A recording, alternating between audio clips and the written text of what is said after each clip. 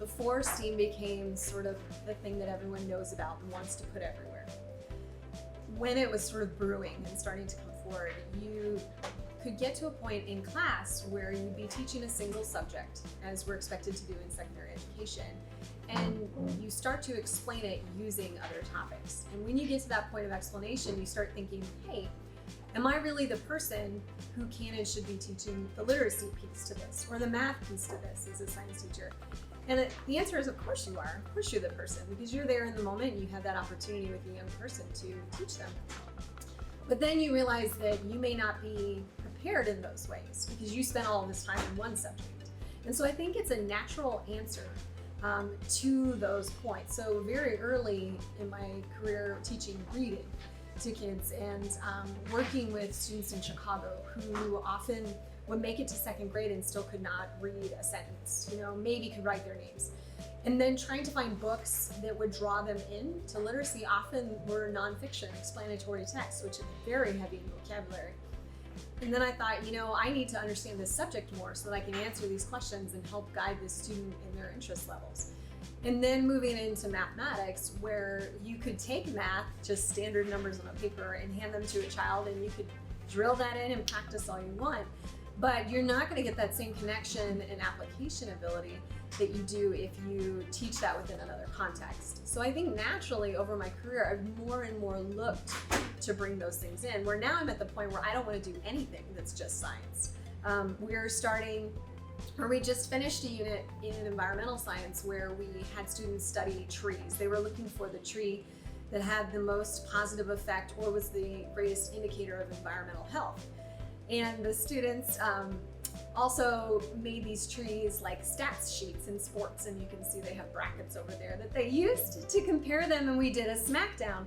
But in doing that, in researching science trees, we also had to look at math. We had to create scales for the trees.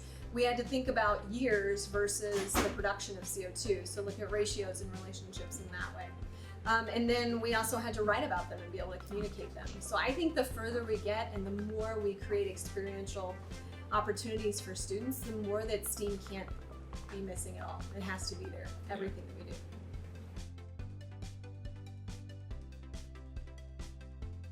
I think STEAM improves learning because it replicates more closely what people do in careers and in their life.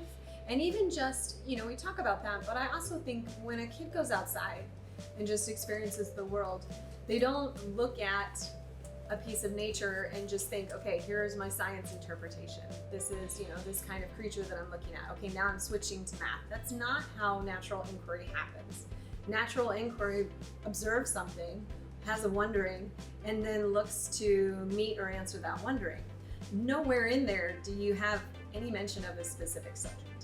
And so when we're creating STEAM experiences, it's almost like we want to remove those separate piece considerations and almost add them in later when we go to define it. And so one of the best things about working with my colleagues is that we don't talk in terms of the details first. We look at STEAM as what it is, a fully integrated experience. So what is the experience that we want students to go through?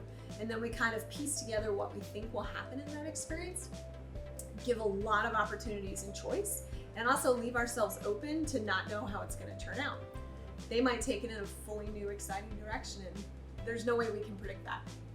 And then afterward, we look in and we tie down the standards that we have, and we create links to prior units and where we could go in the beginning and then add in student pieces.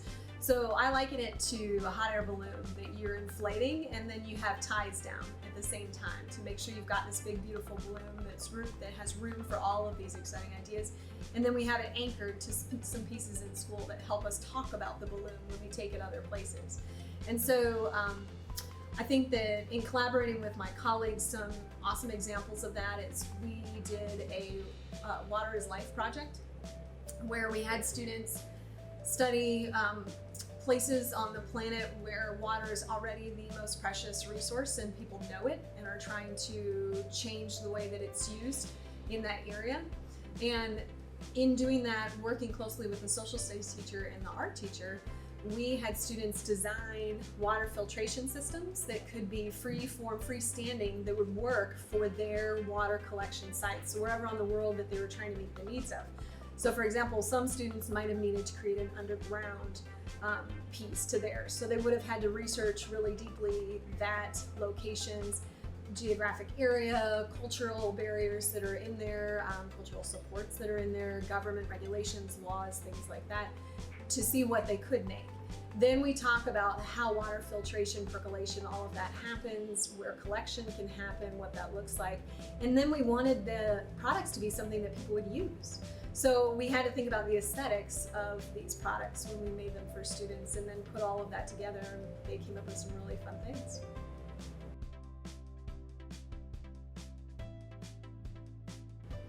I think the first day that we did SAM Labs, we brought Sophie who came that day, and we had our kits out, and we had probably about a dozen kids that were there as an elective time to be there. Other kids were off making up work, and these kids had finished work and were just sort of game to try. So I said, okay, here's what we have, let's make it happen. And the best thing is that the kids did not need me or anyone else to sit there and walk through it. They were game to just open it up. Okay, these look like parts that I can put together because they're modular, they look like they match up. Okay, here's the software. This looks like this other software I've used before, so I think I know how to do that. And wouldn't it be fun if we did something together? Yes. Okay, well let's build cars. Okay, we can build cars. There's wheels here, we'll do that. Well, now what? So there was really this deep conversation of, we can all try this. When we don't know what's going on for a moment or for a long time, we'll ask each other very normally in casual conversation. And then if we're really stuck, we'll ask Sophie, the expert that came here, or myself, to give us that little piece of knowledge we need over that next hurdle. And then our question at the end is not, okay, we're done, put it away. It's, okay, well, what now are we gonna do? So then they went out and created a little obstacle course for their cars to race on, and then had a race. And then during that wasn't even the end.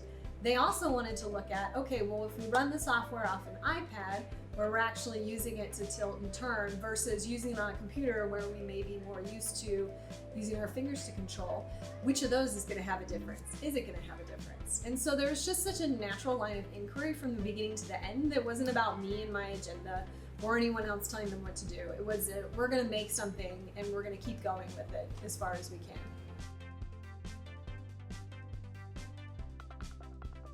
I think that SAM Labs is approachable no matter how comfortable you are with programming anything. I've seen it work with people who've never touched a computer or robot. My mother would probably be fine. She might complain a little bit, but she could figure it out, and she hates machines. But so you take that for a teacher who's never tried it and is maybe intimidated by how fast technology has changed and developed in the classroom, and it's like, I don't know how to get started on this. But you can be so new at it. You can walk in and you can make things happen. And just seeing something light up that you did, I think is a huge reward. And from there you can build skills. At the same time, we're at a school where students are very comfortable programming, using multiple means to program different software pieces. And so they can use their more advanced skills and some of the more advanced software applications to make things happen as well. And they can work with anyone else at different levels because they can approach it through so many different ways. So kids can still have that conversation with each other regardless of skill level.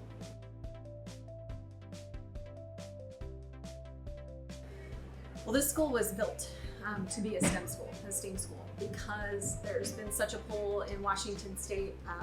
We cover apples to airplanes. I mean, we do so many different industries here in the state, and every single one of them needs STEM and STEAM in this state. And even we talk about our apple growers need to use very complex systems to monitor weather and to monitor crop growth. And then of course airplanes, when you're designing something to fly people safely through the air, you need people who are competent in those practices. At the same time, we didn't have schools. They were able to focus and concentrate on those methods. And so creating a whole school for that is super important and super beneficial, and with the hopes that that continues to move forward everywhere, so that every child that wants to move forward into STEAM careers can have that really focused experience. And I think that SAM Labs, like I've said, allows anyone access.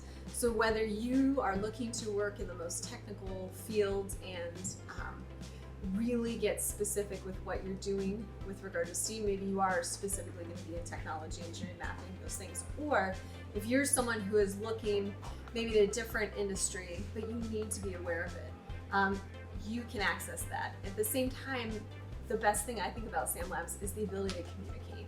And I don't just mean, in code or things like that. I mean with the outcomes of your product, because in creating a path, in creating that algorithmic path of learning, you are able to use each little tool within to send a message, whatever you're trying to show. If you want something to light up as a response, if you want something to turn, if you want something to flip or count, that's a moment that you're communicating. So you're taking something that seems sort of not human, but you're making a very human output with it. And I think that that's sort of the natural place that STEAM education is going.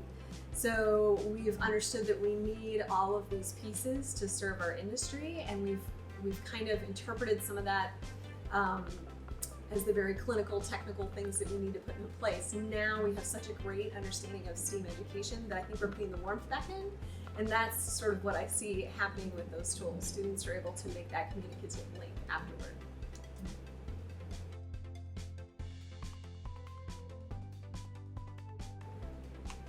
I think here we have that in our social studies program. Our teacher that was in here earlier, you saw him. He did a fantastic thing last year where he had students, or the year before last, use virtual reality and AR to scan artifacts from a local historical site, upload them, and then create a program so that students anywhere else on the planet could use that program to 3D print those artifacts, and it'd be the same as if you're holding them actually at the site. And so that was a really great way to collaborate with park services and with museums and other schools to make something happen.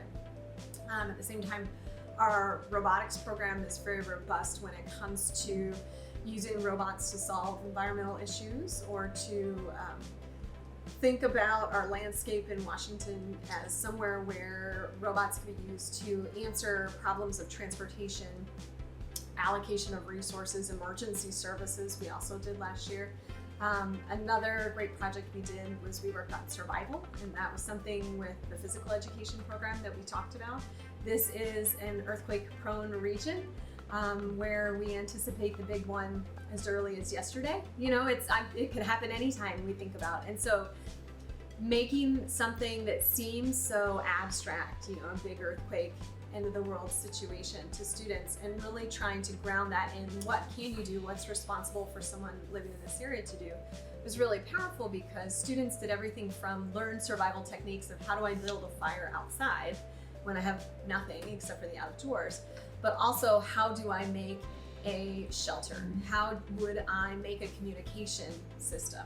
Are there technologies that I could build now, whether that be something as simple as like a belt holder for a compass, or whether that be a more sophisticated signaling system that I 3D print pieces and use mirrors to flash and things like that.